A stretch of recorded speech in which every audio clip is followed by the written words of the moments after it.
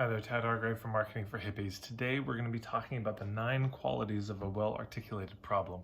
If you followed my work for any time, you know core metaphor I use is that your ideal clients, if you're a service provider, are on island A, where they're struggling with some symptom that they don't like. They want to be on island B, where there's a result that they're craving. But when people go to articulate island A, they often miss the mark. And so here are 9 pieces of criteria you can use as a sort of checklist to see, is my articulation of this on point. And this is from my ebook, The Art of Relevance. So if you don't have it, go get it.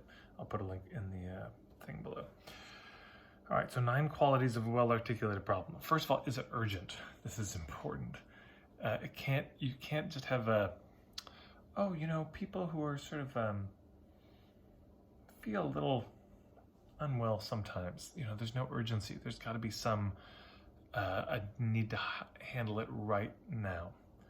Number 2, it's got to be important. Not just ideally, this, because people will come in for urgent pain, just, oh my God, something is really hurting right now. But it's got to be tied to something that actually matters to them long term, because this is what will have them have a deeper commitment to want to do the work long term.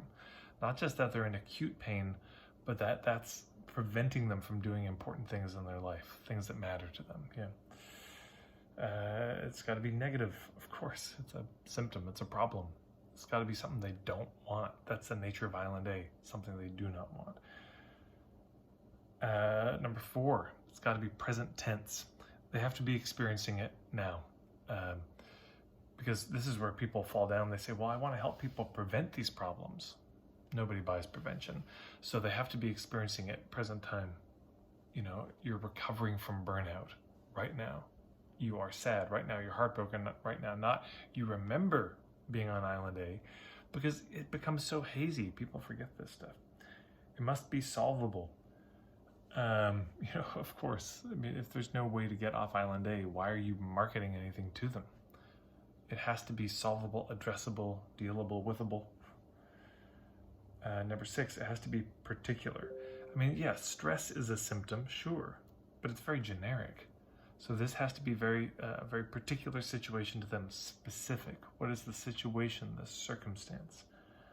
Number 7, ideally it's got to be sensory. The more of the senses you can bring into your articulation of it, the better.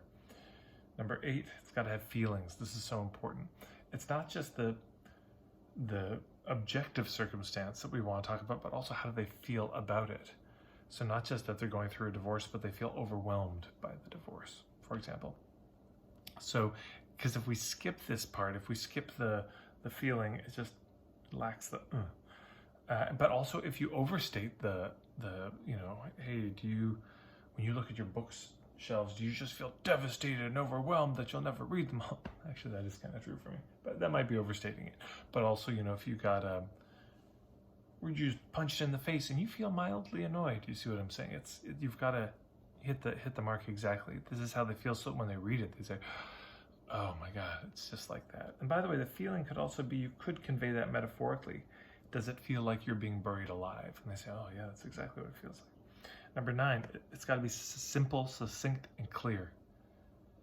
We can't do an essay on this. You've got to be able to say this in like 3 words, and then the 7-word version. It's got to just be, read it and simple, it's clear. Oh, I get it. Yeah, that's me or that's not me. So hopefully that's helpful. Those are 9 pieces of criteria that you can use as a checklist whenever you go to articulate the issues that you help people with.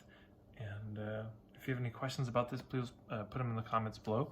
If you like this video, share it with your friends. You can subscribe to me on YouTube, on Facebook. You can join my email list at marketingforhippies.com. Why not do all of them? Thanks so much for joining and watching the video today. Thanks.